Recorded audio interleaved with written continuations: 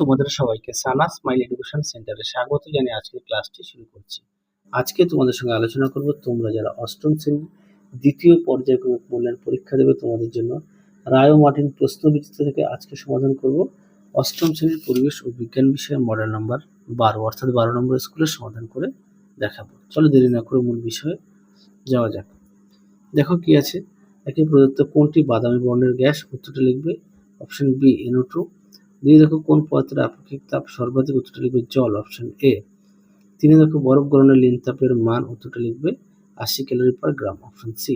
চারে দেখো উত্তরটা হবে বিকিরণ, অপশন এ। পাঁচে দেখো উত্তরটি হবে অপশন বি পরিবহন। ছয় দেখো উত্তরটি হবে অপশন এ। সাথে দেখো উত্তরটি হবে অপশন এ। আট দাগে দেখো উত্তরটা হবে অপশন এ ম্যালেরিয়া। নয় দেখো সালোক সংশ্লেষ প্রক্রিয়া হলো? উত্তরটা লিখবে তাপগ্রাহী, অপশন বি। দশে দেখো মাছের একটি বহিরাগত কার্প হলো সিলভার কার্প, অপশন এ। পরবর্তী প্রশ্ন দেখো কি আছে, এক দাগ, এটা উত্তর হবে জারণ, কারণ ইলেকট্রন বর্জিত হয়েছে। দুয়ে দেখো প্রশ্নের উত্তরটা হবে নিকেল সালফেট। তিনে দেখো উত্তরটা হবে পুরো বরফে গলিত হবে না, কারণ তাপমাত্রা 0 ডিগ্রি থাকবে। চারে দেখো কি বলেছে, গোটা মশলা থেকে বাটা মশলা তরকারিতে স্বাদ ভালো হয় কেন? খুব গুরুত্বপূর্ণ প্রশ্ন। উত্তরটা দেখো, বাটা মশলার কণাগুলো মিহি হয়, মানে গুঁড়ো হয় একদম, তাই তরকারিতে ভালোভাবে মিশ্রিত হতে পারে। ঠিক আছে, তা সেই কারণেই তরকারিতে ভালোভাবে মিক্সচার হতে পারে, সেই কারণে টেস্টফুল হয়, হ্যাঁ, অর্থাৎ স্বাদ হয়। পরবর্তী দেখো কি আছে, স্বয়ংক্রিয় অনুঘটক কাকে বলে? উদাহরণ হচ্ছে পটাশিয়াম পারম্যাঙ্গানেট। স্বয়ংক্রিয় অনুঘটক দেখো উত্তরটি এখান থেকে এই পর্যন্ত লিখবে, দেখে নাও একদম উপরের লাইনটা এখান থেকে অবধি। পরবর্তী প্রশ্ন দেখো, ছয় দাগ দেখো উত্তরটা হবে অ্যালুমিনিয়াম। আচ্ছা, সাত দাগ দেখো উত্তরটা 2:1 ক্যাথোড অ্যানোড। আচ্ছা, HIV সম্পূর্ণ নাম, এটা পাঠ্য বইতে 160 পেজে আছে, একটু দেখে নিও যেহেতু প্রত্যেকের কাছে আছে তোমাদের। নয় আছে, আমে কোন ফাইটোকেমিক্যাল উপস্থিত থাকে? উত্তর লিখবে বিটা ক্যারোটিন। দশে দেখো মরচে সংকেত ও রাসায়নিক নাম দেখো দেওয়া আছে ফেরিক অক্সাইড, আর সংকেতটা দেখো, আশা করি দেখে নিয়েছো। পরবর্তী প্রশ্ন দেখো কি বলেছে, এক দাগে দেখো বিজারণ বিক্রিয়া দেখো সমীকরণটা দেখো, তারপরে দেখো জারণের সমীকরণটা। পরবর্তী দেখো দুই দাগের প্রশ্নটা দেখো, তোমাদের উত্তরটা দেখো লিখে দাও।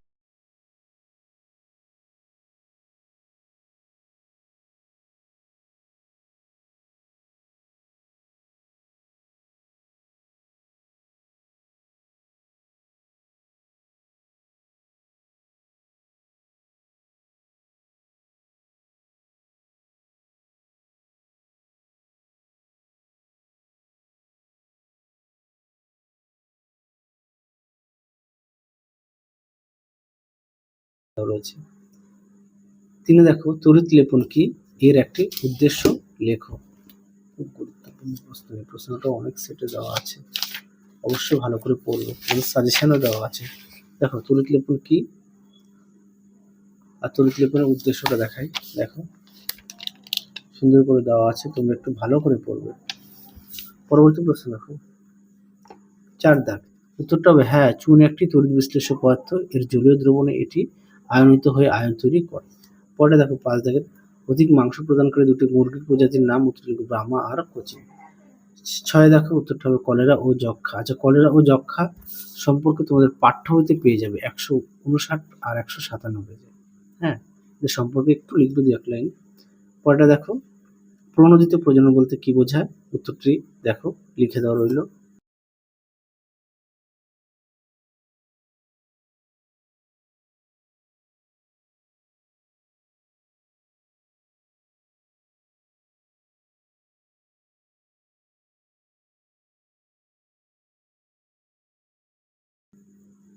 পরে দেখো শিশিরাঙ্কু কি? শহরাঞ্চল বা শিল্পাঞ্চলে বেশি ধোঁয়াশা সৃষ্টি হয় কেন? দেখো প্রশ্ন উত্তরটি, প্রথমে দেখো শিশিরাঙ্কু কি? আচ্ছা, শহর অঞ্চলটা আগে দেখাই, এখান থেকে এই পর্যন্ত লিখবে।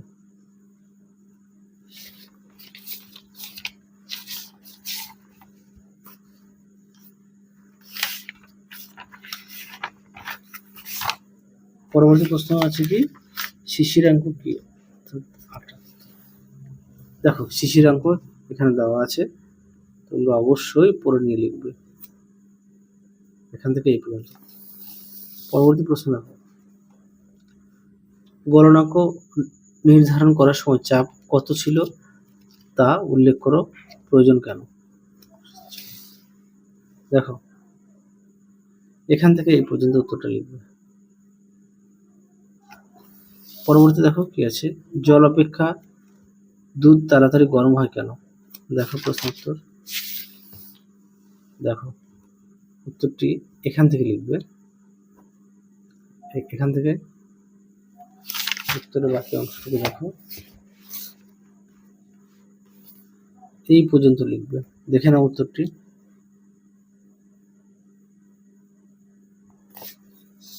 পরবর্তী প্রশ্ন দেখো কি আছে, 4-1 দাগ, 4-1 দাগের প্রশ্নের উত্তরটা একটু দেখো। 2 দাগ দেখো, চিত্রসহ থার্মোফ্লাক্সের কার্যনীতি ব্যাখ্যা করো। এটা পাঠ্য বইতে 45 পেজে আছে, তোমরা সেখান থেকে লিখতে পারো। দেখো থার্মোফ্লাক্সের কার্যনীতি সুন্দর করে দেওয়া আছে। হ্যাঁ, এখান থেকে এই পর্যন্ত পুরোটা লিখবে। পৃষ্ঠা নম্বরটা দেখো 45। পরটা দেখো, চা চাষ পদ্ধতি বিভিন্ন ধাপগুলির সংক্ষেপে বর্ণনা করো। দেখো প্রশ্ন উত্তর এখান থেকে লিখবে, পৃষ্ঠা নম্বর 210।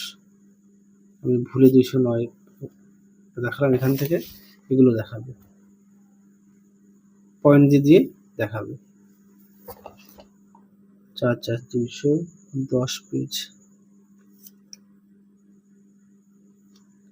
পরটা দেখো, মুরগি চাষে ব্যবহৃত লিটার কি, এটা দেখানো আছে, মেজর কাপ আর মাইনর কাপ তাও দেখাই। আচ্ছা, মেজর কাপ মাইনর কাপটা দেখো পার্থক্য।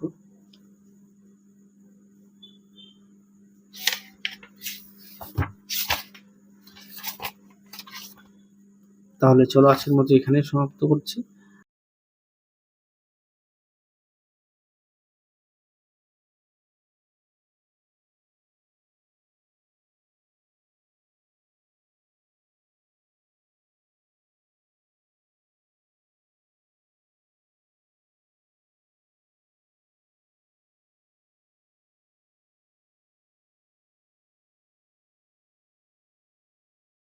আবার দেখাবো খুব শীঘ্রই।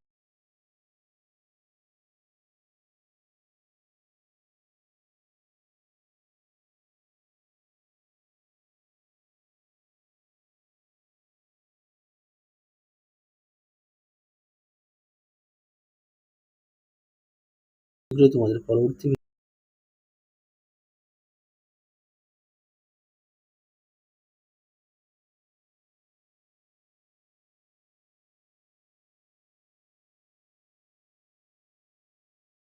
ভিডিওতে। তোমরা সবাই সুস্থ থেকো, ভালো থেকো। আজকের মতো টাটা।